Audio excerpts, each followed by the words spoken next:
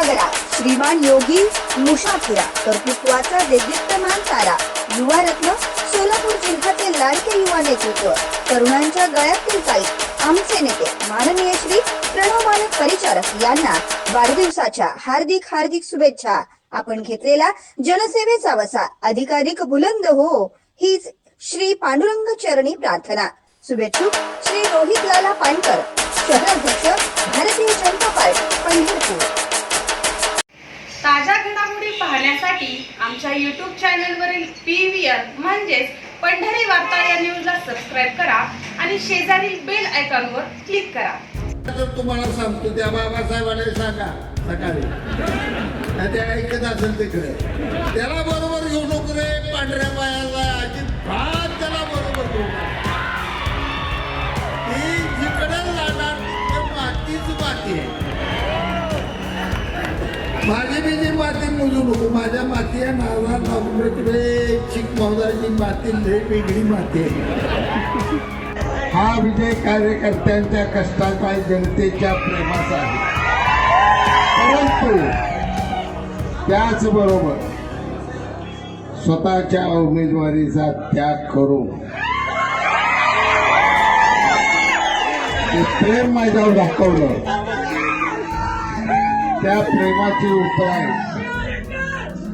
जीवनभर हे लक्षात ठेवून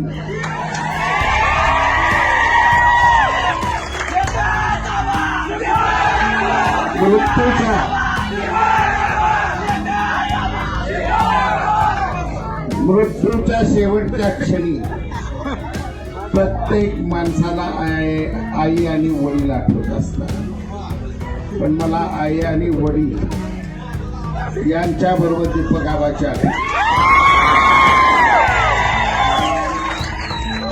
सांगोला नगरपालिकेच्या निवडणुकीत माजी आमदार शहाजीबापू पाटील यांच्या नेतृत्वाखाली शिवसेनेने आपले उमेदवार मैदानात उतरवले होते।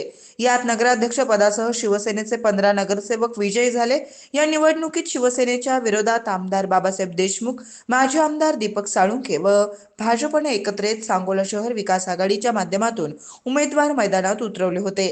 मात्र शहर विकास आघाडी फारसे यश मिळू शकलं नाही। मात्र या निवडणुकीनंतर माजी आमदार दीपक साळुंखे हे भाजपात जाणार अशी चर्चा होऊ लागली।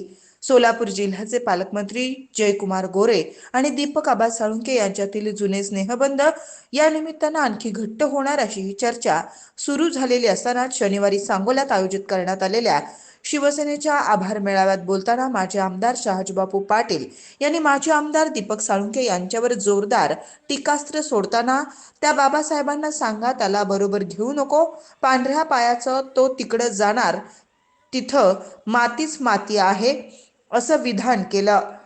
शहाजीबापू पाटील यांनी केलेल्या या विधानाची मोठी चर्चा होताना दिसून येते। 2019च्या विधानसभा निवडणुकीवेळी शेकापचे डॉक्टर अनिकेत देशमुख यांचा शहाजीबापूंनी केवळ 768 मतांनी पराभव केला होता।